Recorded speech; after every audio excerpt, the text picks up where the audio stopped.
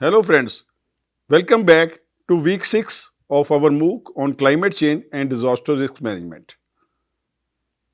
In the last session, we explored how search and rescue operations bring hope in the darkest hours, saving lives in trapped floods, landslides, or collapsed buildings.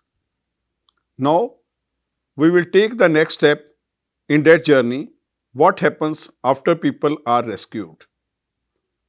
Once survivors are safe, the focus immediately shifts to first and emergency relief, providing quick medical help, clean water, safe shelter, food, and sanitation.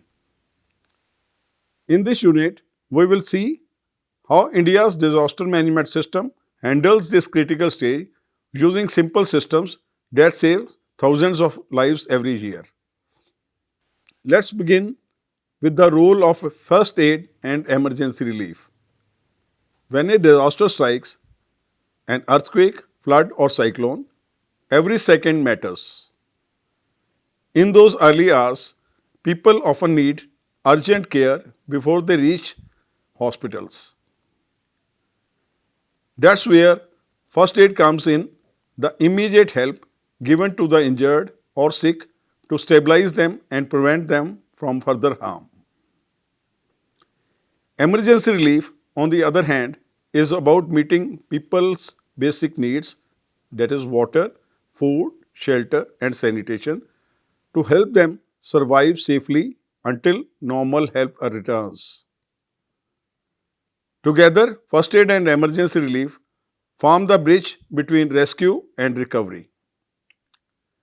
Next, we move on to triage, deciding who needs help first.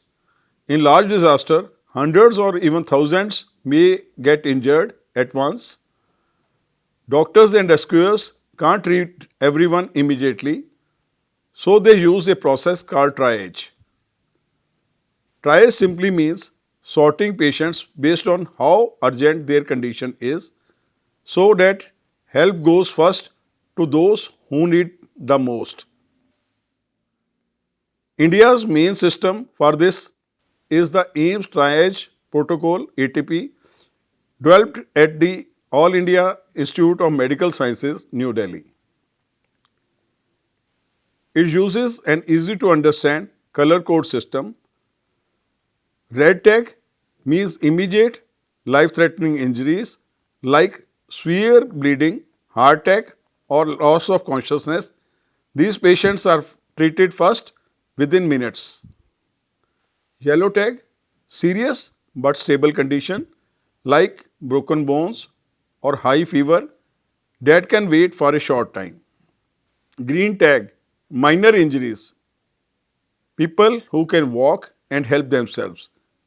They receive treatment later. This simple system works even in chaotic settings where trained volunteers and support staff can identify who needs what kind of care without needing advanced medical knowledge.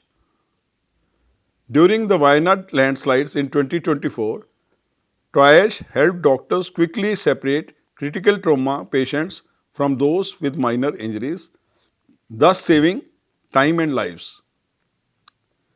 The success of India's triage model has made it a practical template for hospitals and emergency teams nationwide. After medical care, one of the biggest challenges in any relief camp is sanitation, keeping the area clean and preventing disease. Floods and landslides can damage toilets, contaminate water, and create perfect conditions for infections. That's why relief camps follow certain minimum standards called sphere standards, which guide how many toilets, bathing points, and hand washing stations are needed. Here are a few benchmarks. Toilets, one toilet for every 50 people. Bathing points, one for every 50 people. Hand washing stations, one for every 100 people. Drinking water points, one for every 500 people. In India, most relief camps reach around 70 to 90% compliance standards, but improving waste management remains a big priority. Efforts like the Jal Jeevan Mission, Har Ghar Jal, have made a major difference by bringing tap water to over 80% of rural households, ensuring cleaner, safer water even during disasters. For example, in Maharashtra and Gujarat, families with household tap connections stayed water secure during the 2024 floods, while others struggled to find clean sources. Sanitation may seem like a simple concern, but it's one of the biggest factors that decide whether post-disaster relief succeeds or fails. Next topic of concern is emergency shelters and housing. Once immediate safety is ensured, people need a safe place to stay, often for days or even weeks. Relief shelters come in different forms depending on the stage of recovery. Emergency camps. These are temporary shelters, usually in schools or public buildings, for a period of 3 to 7 days.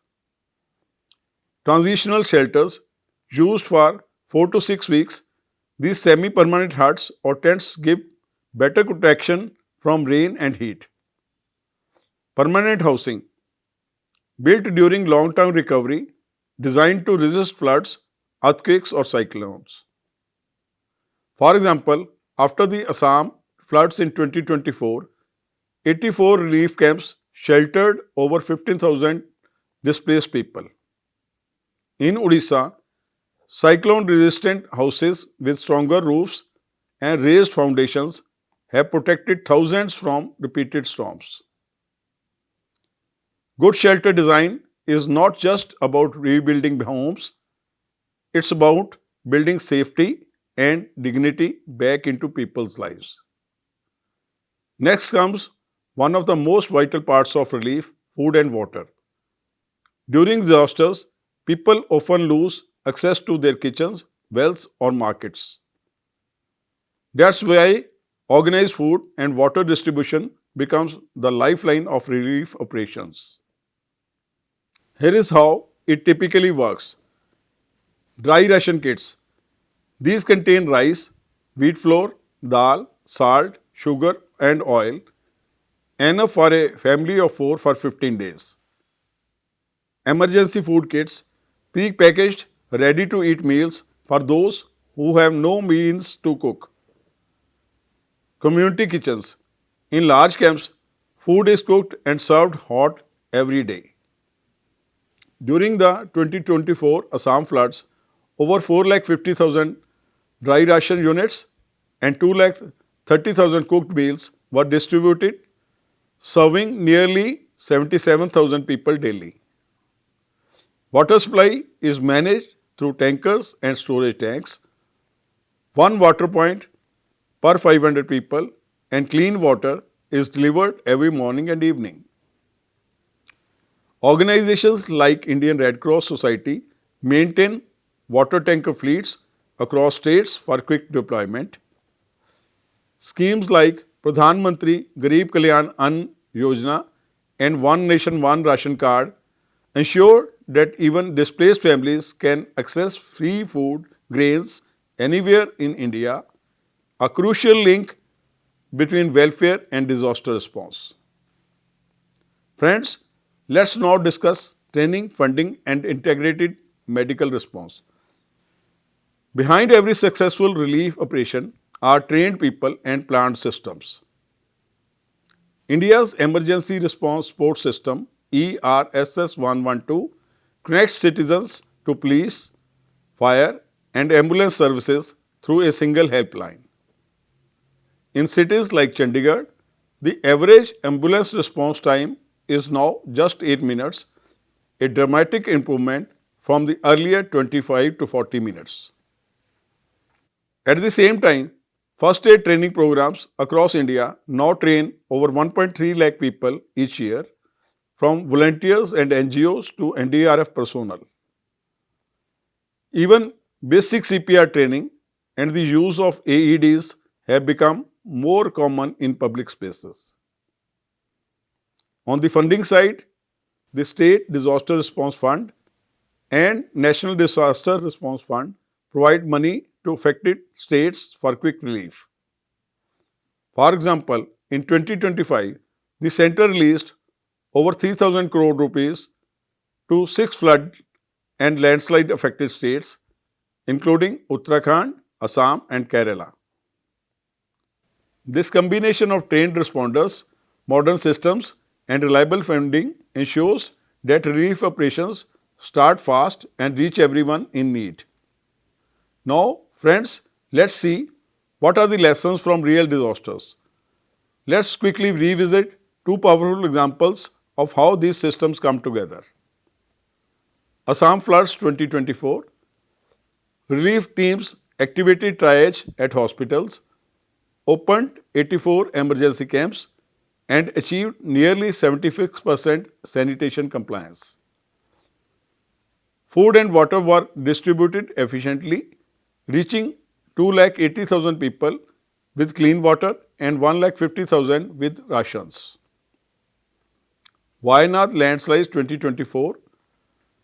NDRF teams provided first aid, temporary shelters, and emergency sanitation in remote mountains, protecting 352 displaced residents despite extreme difficult conditions. These examples show that even in complex disasters, well coordinated triage, sanitation, and relief can turn chaos into order and despair into hope. Of course, challenges remain. Many relief teams still face waste management gaps, limited bathing facilities, and overworked medical staff during mass emergencies.